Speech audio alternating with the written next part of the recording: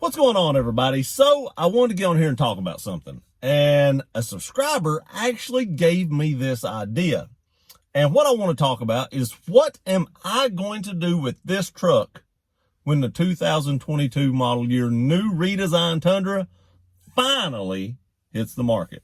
Well, my original plan, as you all knew, was I was going to trade this truck in. I was going to trade it in, just buy 2022 and then start modding it. Now, I want to say, the 2022 we do know is going to have a twin turbo 6-cylinder hybrid motor with hybrid transmission and all this stuff. And we don't know how great that engine's going to be. I do believe it's in like the Lexus 500H or something like that. And I've not heard of any issues in that, but I think it's a fairly new engine and stuff. So hopefully they got the bugs worked out, but it's still a fairly new engine, and it is a new engine in the Tundra platform. So, that right there makes me nervous. I've always said that you should never buy the very first year of anything, and probably not even the second year of anything. Give it time to work the bugs out. But in my case, being a YouTuber, I kind of have to keep up with the times. And everybody's going to want to see the new truck. They're not going to want to see my 2016 Tundra, because in a year and a half, you are going to be tired of hearing about this truck, if I can even come up with stuff to talk about it for another year and a half, because I've been talking about it for a little over 2 years. So there's plenty of more mods that can be done to the truck. So I don't think I'll run out of anything to talk about. But after another, year and a half, you're probably going to hear about something else. So what's my plan? What do I plan on doing? I love my truck. I've got it set up exactly the way I want it set up. It does have the 5.7 engine in it, which is a very good engine, very reliable engine. People get hundreds of thousands of miles out of these engines with no issues at all. So I really don't want to get rid of my truck, because like I said, I've spent probably anywhere around $10,000 to $13,000 or $14,000 getting this truck to the way I want it. So what am I planning on doing? This came straight from a subscriber, which I thought it was a great idea. He said, why not keep my truck? I'm going to do it. And then lease a 2022 to see what I think about it. And then if it turns out to be a turd or a horrible truck or a horrible engine or whatever it may be, in a year or two, however long I take the lease out, I'm not sure what the shortest term lease there is that you can get on a truck, but whenever that's up, I can turn it back in and be like, hey, I'm done with it. It's all yours, man. Take this thing, and it was horrible, and I don't ever want to see it again.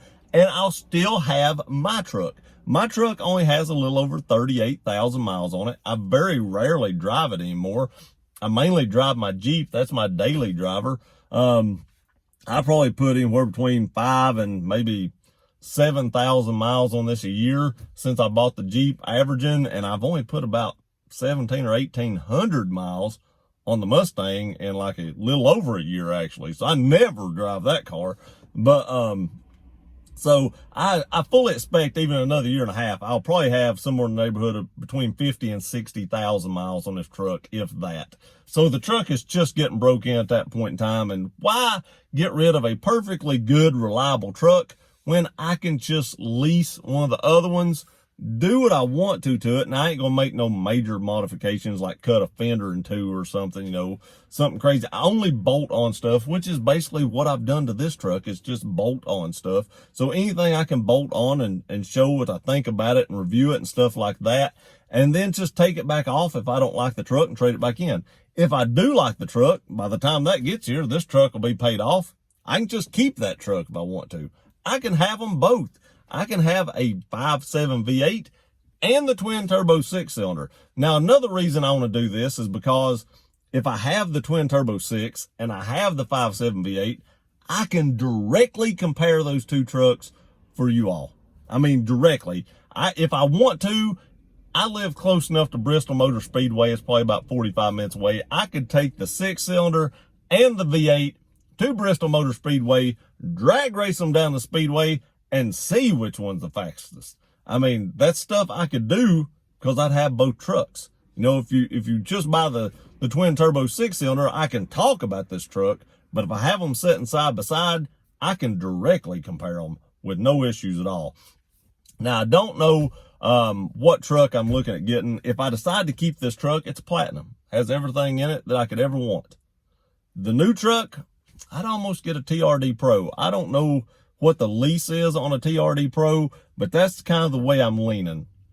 And, you know, as a YouTuber, hopefully YouTube is still going good enough. Now, I could do that now and be okay, but hopefully it's still going good enough then, or even better than it is now, that I can make that lease payment with no issues for a year or two. And like I said, if I decide that I want to keep it, then I can just buy it after the lease is up. But I think that's the best option for me and YouTube, because then if that truck does turn out to just be crap, I'm not stuck with it. Plus, you guys get to see whether it's a good truck or not, and decide, you know, should I buy this truck? And like I said, if I have the 5.7 beside it and I do a direct comparison, you all can even more decide, do you want to get the 5.7 if they still offer it? Or do you want to get the twin turbo 6-cylinder? Now, I have a feeling if we talk about drag racing, after owning a 5.0 F-150 and an EcoBoost F-150, if the Tundra is anything like the EcoBoost, that twin turbo 6-cylinder is probably going to smoke this 5.7, because I do believe the EcoBoost would, because that thing is fast. So as far as that goes, I think the performance of the truck is going to be amazing. I'm more worried about reliability, recalls, and, you know, just a new engine. Just a new engine and drivetrain in general. So there it is. That's my idea, or my plan now for the 2022 Toyota Tundra. Anyway, I hope y'all like that. Tell me what you think in the comments section. I think that's a great idea, and I think it'll be some good content. Appreciate y'all watching this video. Please like, share, and subscribe. We'll see you next time.